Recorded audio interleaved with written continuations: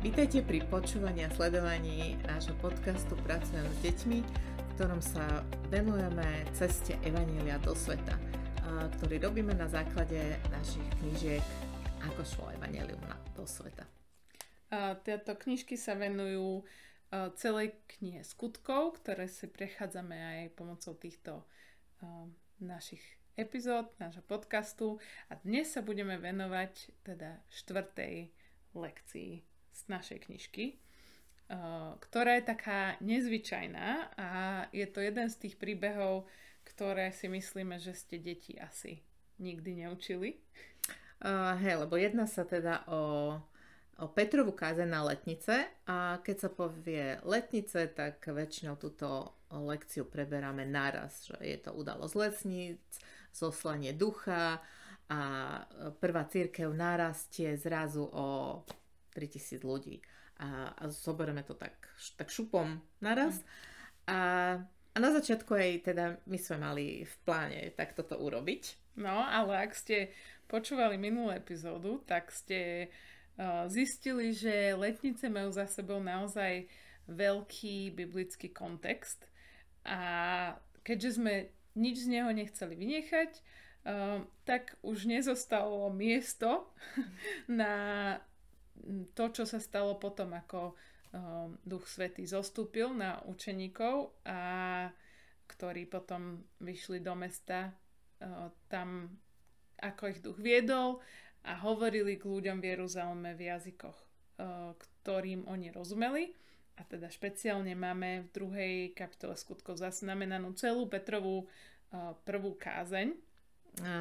Čiže pre nás to bolo vlastne tiež také zastavenie, že zastavme sa chvíľu pri význame teda Sviatku letníc, ktorý dostáva teda nový význam, tak ako mnohé veci v Novej zmluve môžeme takto vlastne porovnať, že niečo staré, nejaký starý zvyk, starý sviatok, staré prikázanie dostáva vlastne v Ježišovi, v jeho živote, smrti a zmrtvých staní nový význam, nový obsah alebo potvrdenie toho, čo bolo, ale nejakou inou formou. Takže preto vlastne sme venovali samotným letniciam celú jednu kapitolu a teraz sa môžeme pozrieť na Petra, si ho môžete predstaviť, ako zrazu vychádza z toho domu a ľudia sa tam zhromaždili, lebo počuli hluk, počuli nejaký vietor a zrazu sú v takom očakávaní, že čo sa to tu deje.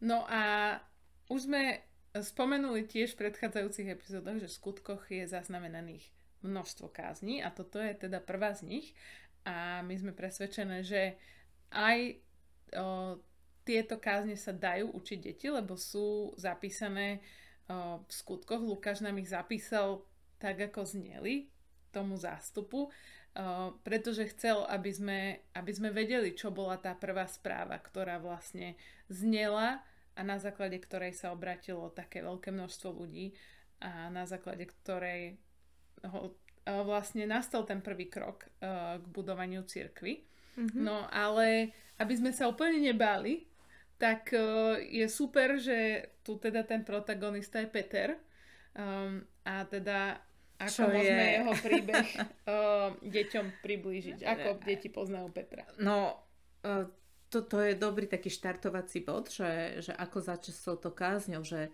teda vráťme sa späť, že kto teda Peter bol a deti poznajú, bol to rybár, ktorého Ježiš si povolal, bol to jeden teda z prvých učeníkov, poznáme ho ako takého búrliváka, ktorý vždycky vedel, čo treba povedať, alebo aj nie, alebo zrazu rozumel, alebo aj nerozumel, čo vlastne Ježiš chce a prečo prišiel a sledujeme ten jeho celý príbeh až pod kríž, keď Peter je ten, ktorý jeden deň je silák, ktorý tvrdí, že ide za Ježiša zomrieť a na druhý deň ho zrádza a potom ho vidíme znova pri stretnutí s Ježišom, ktorý mu dáva nové poverenie, novú úlohu, starať sa o novú cirkev, ktorá vznikne.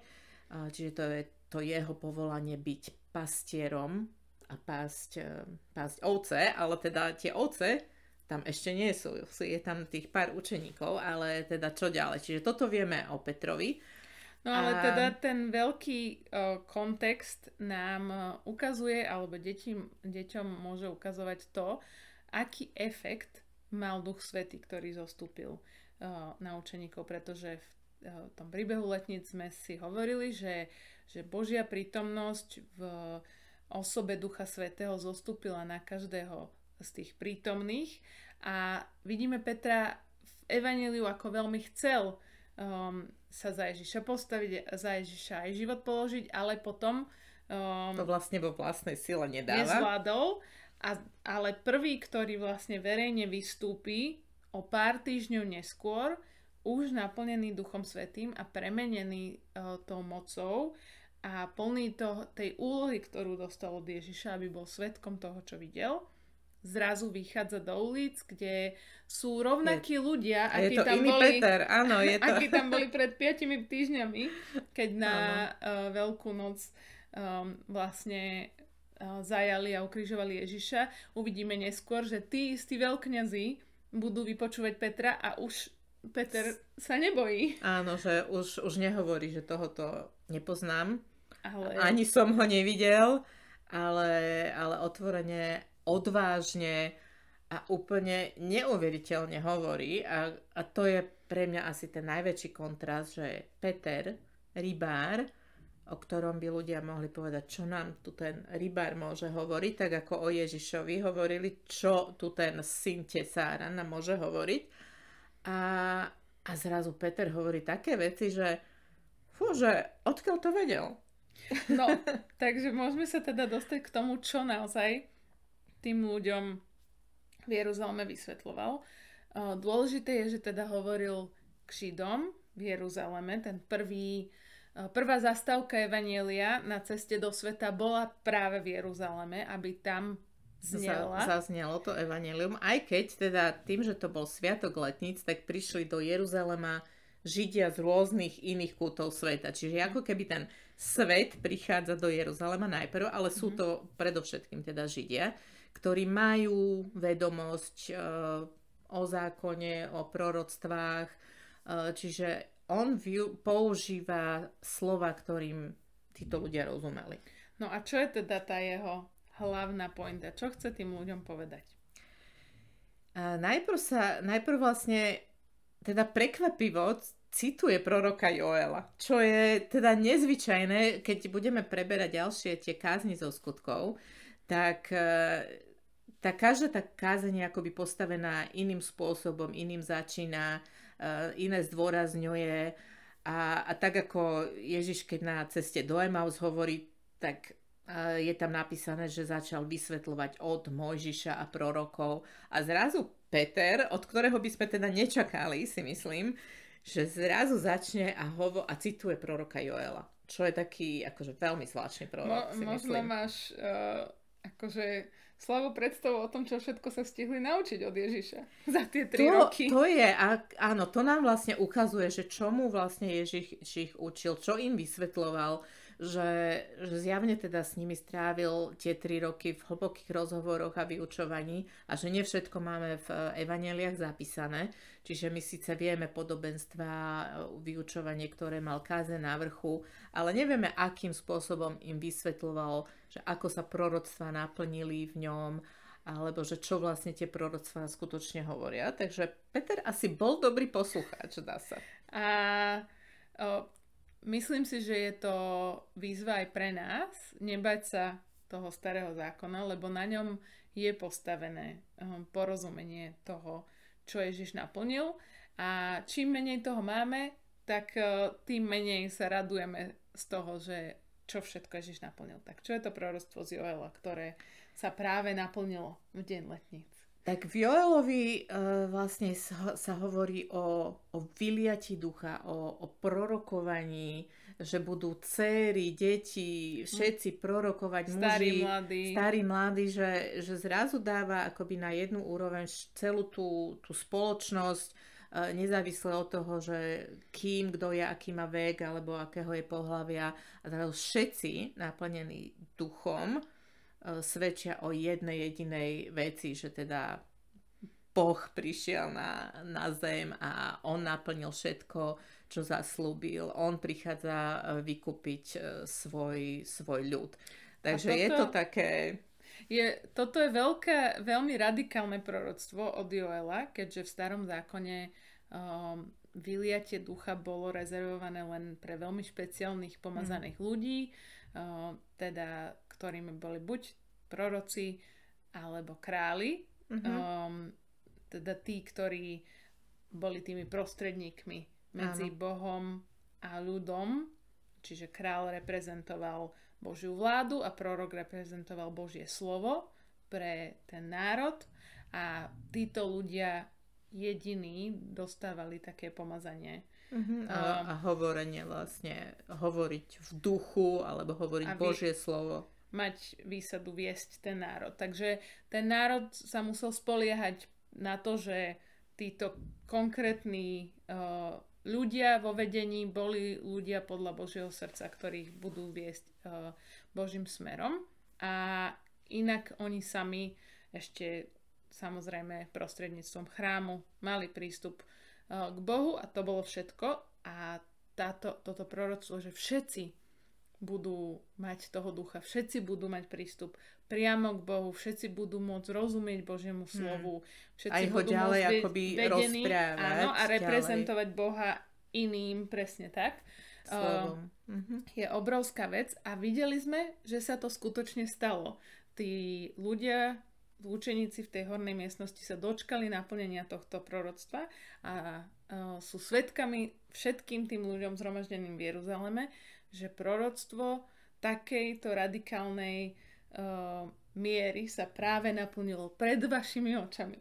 Takže museli z toho byť veľmi radostní a šokovaní. Radostní, šokovaní, teda asi najprv šokovaní, naozaj veľmi, že títo obyčajní ľudia hovoria vzácne Božie veci, ktoré naozaj dovtedy počúvali len v chráme a teda ich odozva je takisto neuveriteľná, lebo tak ich to zasiahlo, že sa pýtajú tú najkľúčovejšiu otázku, ktorú človek po počutí slova, Božieho slova a dotyku Duchu Svetom môže povedať. A teda tá otázka je...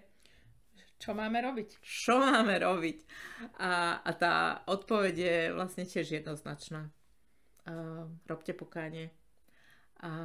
Navráťte sa Bohu, verte evanjeliu. Tuto Ježiš prišiel pre vás. Čiže to je taká, sa nám zdá neuveriteľná vec, že na také slovo je hneď obrovská odozva a keď Peter im dáva túto odpoveď, že teda však robte pokánie, tak oni to naozaj robia.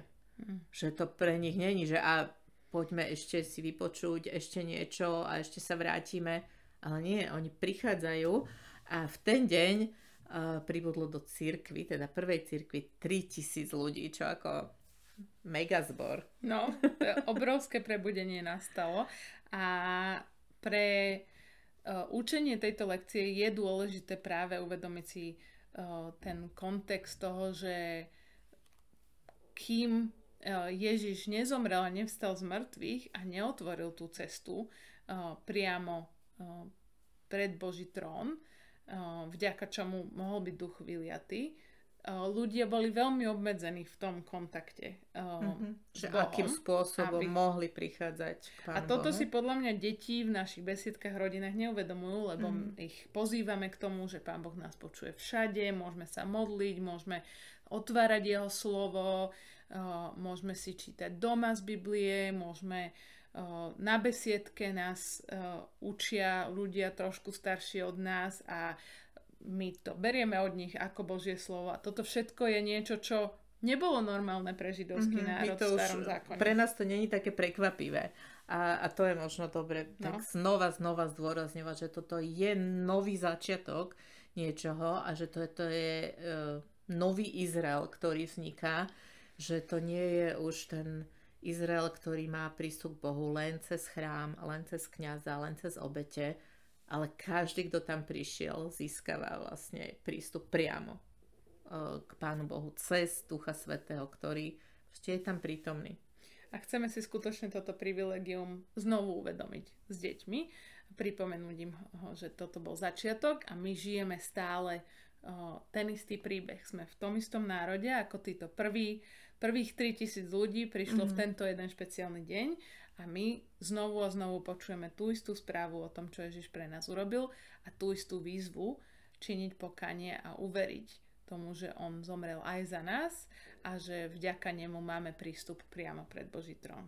A cirkev vlastne sa stáva tým Kristovým telom a všetci spoločne vyznávajú teda, že Kristus je ich hlava a my sa vždy len pridávame k tomuto jednému telu, k cirkvi, ktorý žije a svedčí na slávu Kristovu počas celých tých rokov, ktoré potom prídu.